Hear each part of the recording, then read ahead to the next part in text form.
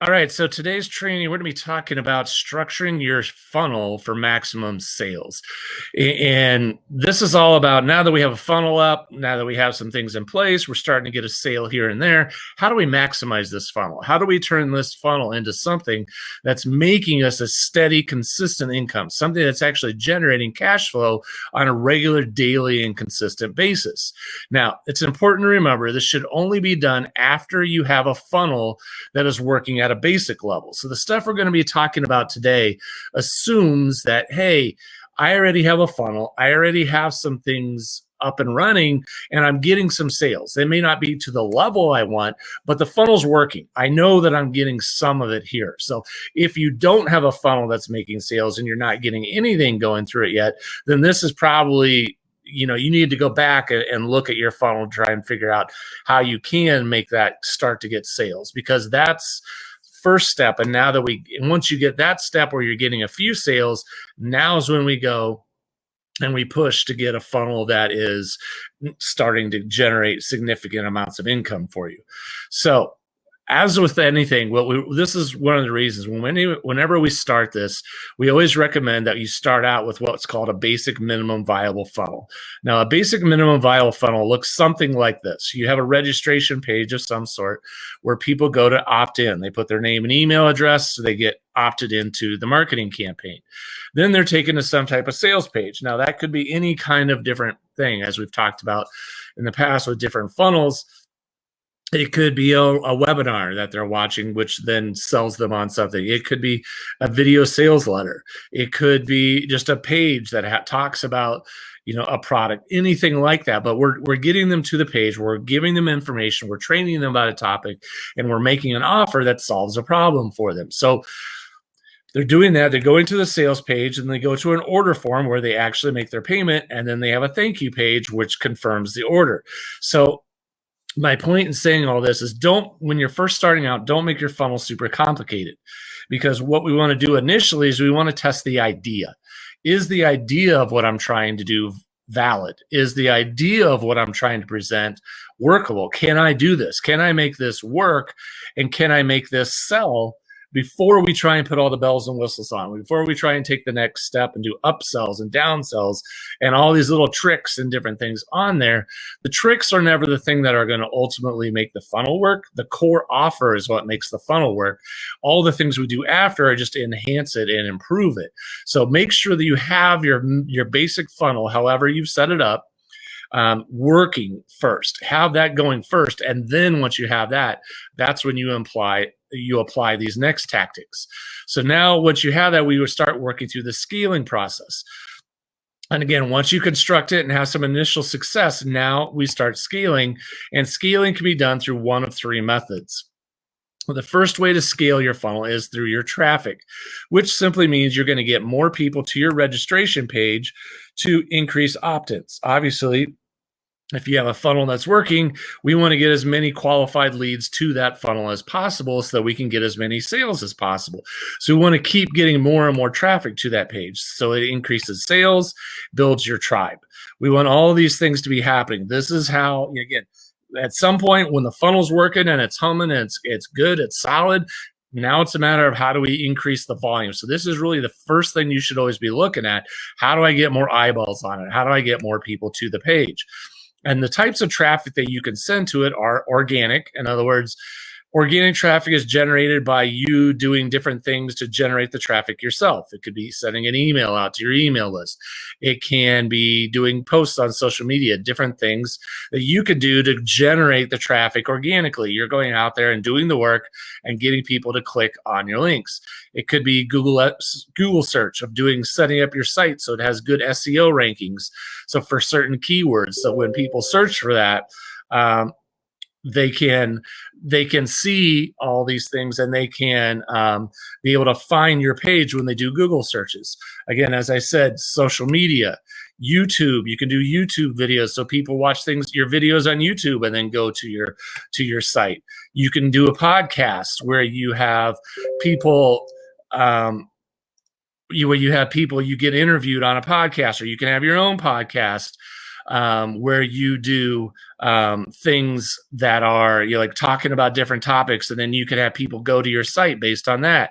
You can write blogs where people read your content and they do certain things, and sending out email. All of those things are organic ways of generating traffic.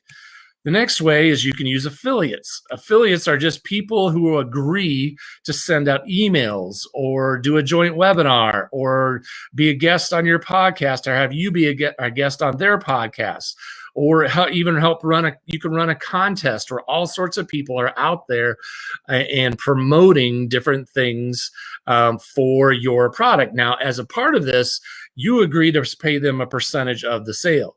You agree to pay them a percentage of whatever they sell through their link. So this becomes part of the journey whereby people will, join, and they will do this on your behalf to generate excess traffic. In exchange, they get paid a cut of whatever gets sold. So this is another way of getting more and more people to your offer, more and more people to your page. And then the last option is to get more traffic is paid traffic, which can be Facebook ads, Google AdWords, and so forth. Those are all different ways that you can get various things to your page. You can go out and buy the traffic, do different things. There's other platforms as well that you can use, but those are two of the main ones. And the next step then is to scale your funnel. Once you're getting more traffic to the funnel, now we want to try and improve the effectiveness of your funnel. So in other words, what I mean by that is, how do you increase the opt-in rate? How do you get more people to opt in on that first page? And how do you improve your sales conversion? So you think about it. If you have an opt-in page or a registration page where people start at the funnel, and you start off, and let's say 20% of the people who hit that page actually opt in and go through the funnel. Well, let's say that you improve that registration page to make it more attractive, to make it more enticing, so that you get it up to 25 or maybe even 30%. So that means instead of 2 out of every 10 visitors that opt in, you're now getting 3 out of 10 visitors that are opting in. That automatically increases your odds of making sales because you're not losing as many people on the front end. So you really, really want to do everything possible to increase that opt-in rate, because those are the people that are falling out before they ever get started. And then once they're in, how do you improve your sales conversions? And this means making your offer stronger. This means making your message more compelling. This means doing things that are going to make all of your stuff become more and more attractive to the person who's reading it or watching your video. And as well, you can also try and make sure that you decrease cart abandonment. So when somebody actually goes to the page to put in their payment information, they complete the thought. They complete the idea. They don't quit once they clicked and go, I have second thoughts. I guess I'm probably not going to do this. I'm thinking about it, but no, I don't think I'm going to follow through. So how do you increase your opt-in rate? There's some things that you can focus on.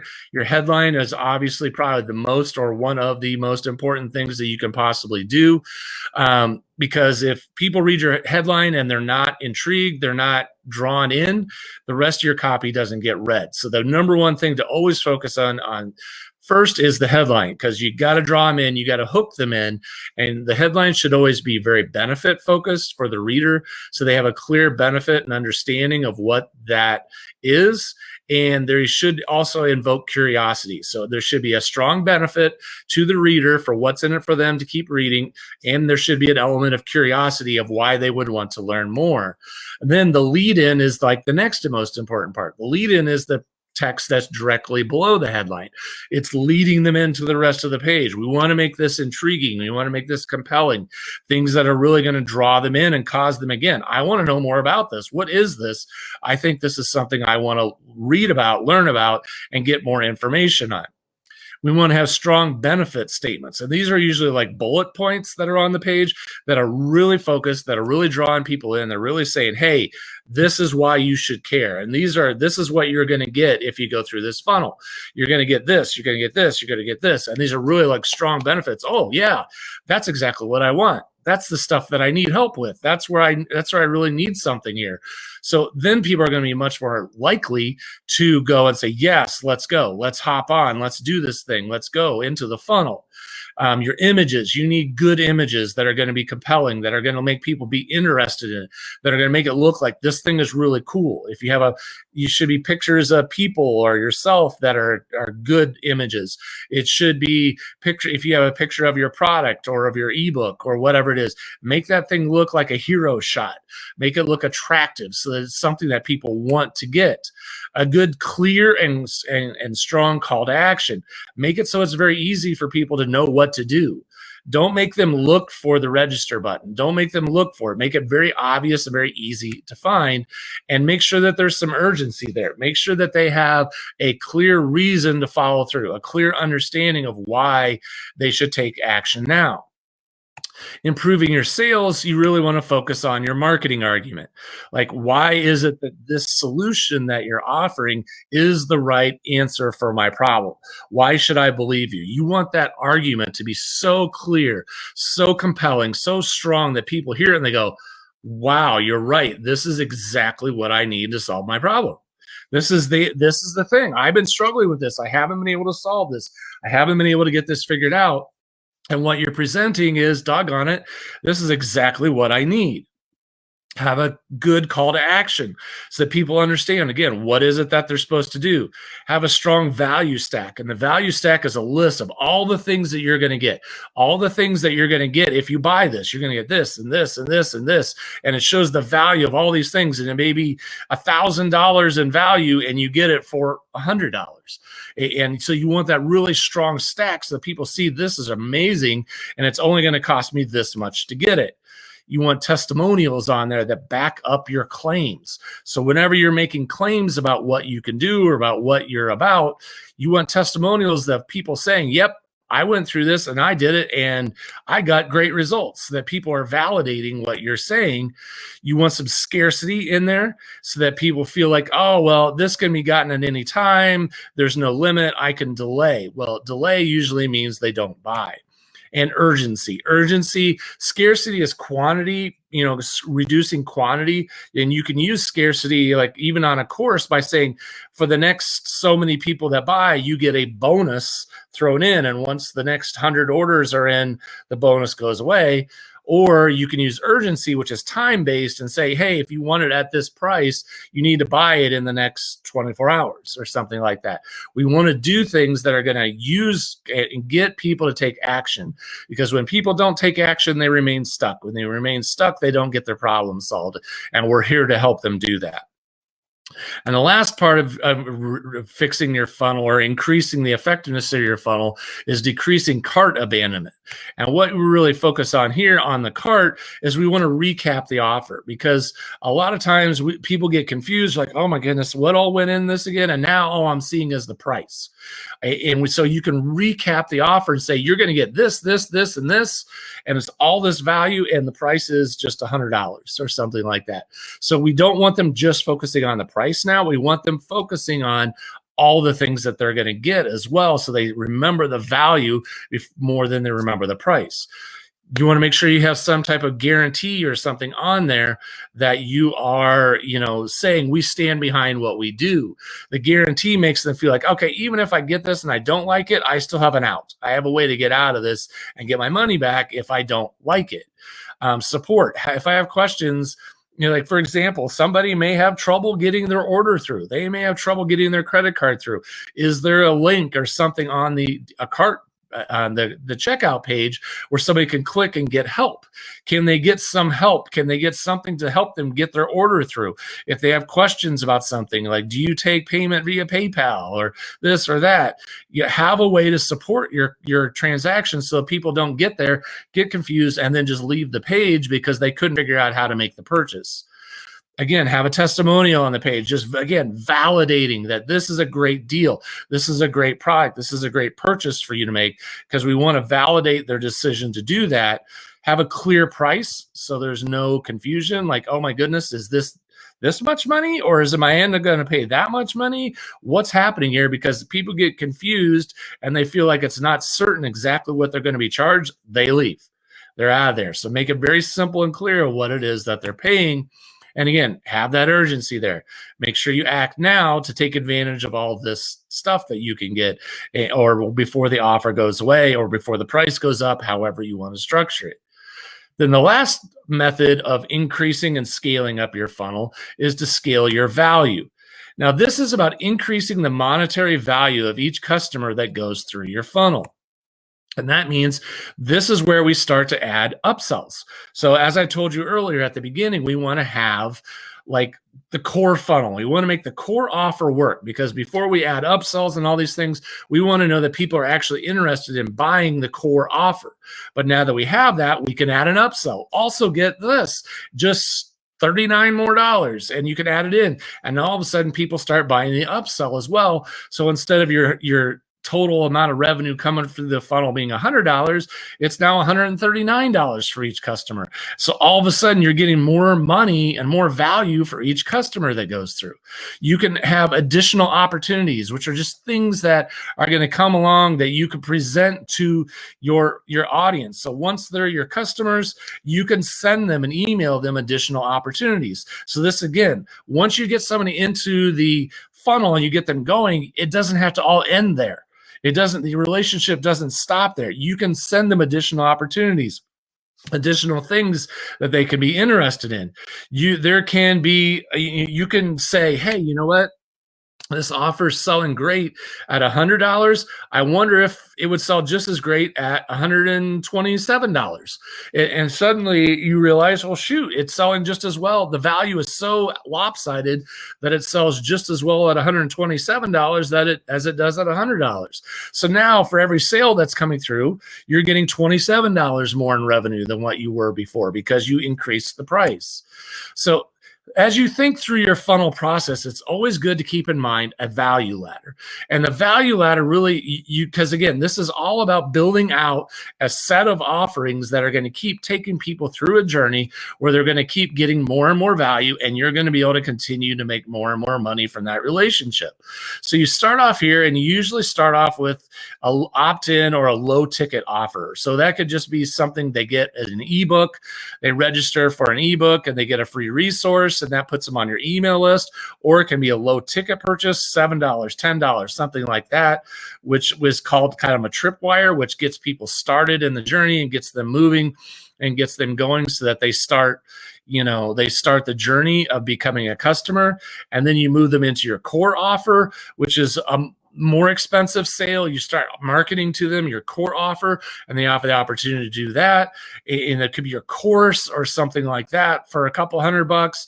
Maybe they started off buying a $7 ebook, and now you've offered them a $200 course. And then maybe you have a premium offer that you market to them as well later on for maybe a mastermind group, which could be a few $1,000s or something like that, or individualized coaching or something like group coaching. So there's all different ways. So you have to always be thinking that this isn't just a one-shot deal. When you think about your funnel, you got to think about it in terms of the relationship. This is a longer-term relationship. This isn't they came to my funnel and they didn't buy, I guess that's the end of it. No, that's not the end of it. That's the beginning. That's the beginning of the relationship. They may have said no today. That doesn't mean they'll say no tomorrow, because sometimes it takes us a few contacts. Sometimes it takes us a few rounds of getting comfortable with somebody before we're ready to buy, before we're ready to say, yes, okay, now I feel really comfortable and confident with this person. I'm ready to buy from them. So don't think about it as a one and done. Think about it as an ongoing relationship. Now, the ways to increase the value of each of your customers, again, you have the upsell pages within your funnel, what we've kind of been talking about, that you can add that in. You can have follow-up funnels, and this is something that I think a lot of people miss as well. They went through your first funnel and maybe they didn't buy anything on that, but you can send them emails now that they're on your list. That's why we always have everybody opt in when they go into our funnel, so we can get the name and email address. We can send them opportunities to get another training in another funnel, and maybe that funnel will entice them to become a customer. You can set up Facebook groups where you communicate with your audience and you build relationships with them. And as you connect with them, you can make offers to them. You can give opportunities to them for them to continue to take next steps, and you just keep rolling out new products. You have new events, new continuity programs, different things that you can do that will allow them to engage at different entry points. And so there's lots of ways you can just keep doing things to increase the overall value of that customer relationship. So an important reminder in all of this is your customers will stop buying from you when you quit producing valuable products and services.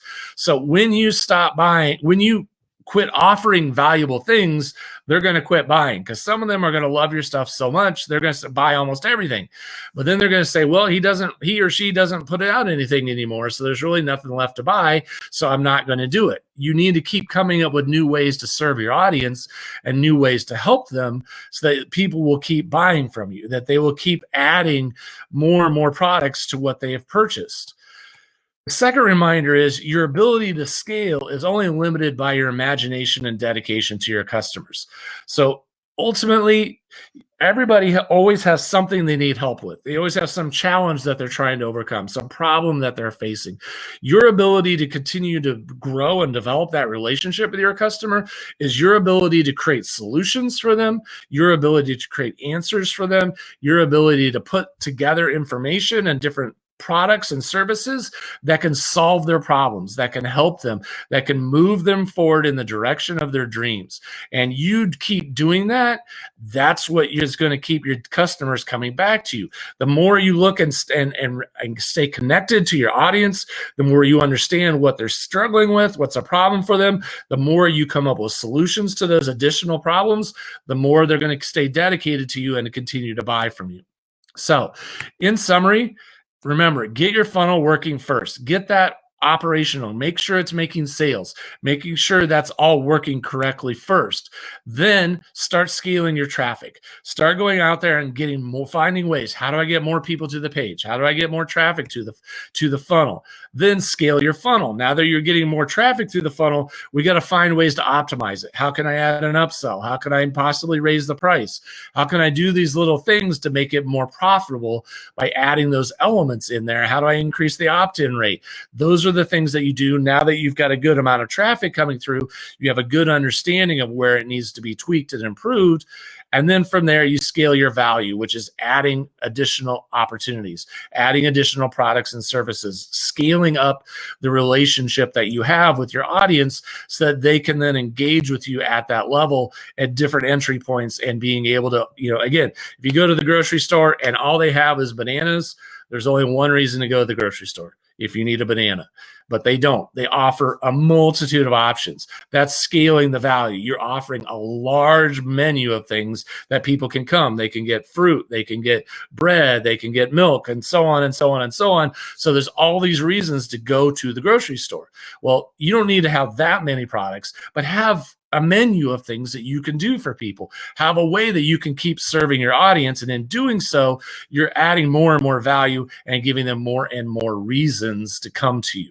So that's what our training is going to cover today. Hope you found that helpful and interesting. If you have questions, always let us know. But otherwise, I look forward to seeing what you do with your funnels. Yeah, David, that's, I think it's great because, as you were even talking about that extended value and the relationship with your customers, I was thinking about, one of the simplest things I think that many times we can overlook is just simply asking them what else can we help them with? What are their hangups? What are their challenges that are related to our core offer? And I think, if we really embrace this idea of using our email list as a relationship building tool to connect with our members of a program or a purchaser of a book or a product, course, whatever, they'll tell us in many ways what they need help with because they're going through the process, right? And they were interested in the first place. So, this was great. I know that, folks, many times this can feel overwhelming in the sense of there's so many things, but like David said, let's start with the core funnel. Let's make sure that we get that right. And, I think, David, it's easy to feel like things are so complex because of all the other stuff we see out there. But thanks for the reminder of, let's start small or start more simple, and then we can expand over time. Yeah, don't ever let your, that's why we always say don't ever create your funnel that's super complicated or super complex right out of the gate. It just, you're making things too hard for yourself. Have a simple funnel to start. Have something that's easy to manage, easy to understand, easy to work with, and start there and see if you can get that to get some sales, to get success. Once you've done that, now you've crossed the first hurdle. Now you're making some progress, you're getting some sales, things are going for you. And now we can look at adding a little complexity. Now we could look at, building it up from there.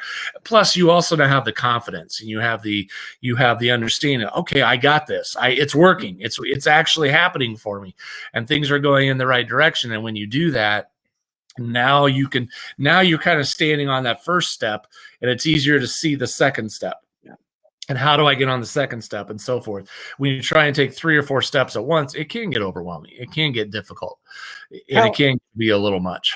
Yeah. Another thing that maybe you could speak into on this is how long, like before you start adjusting maybe your headline, your subhead, some of the bullet points of benefits and things like, if you need to make those adjustments, how long should you give a funnel time, getting people through before you can truly assess what's working or what's not and begin to tweak things?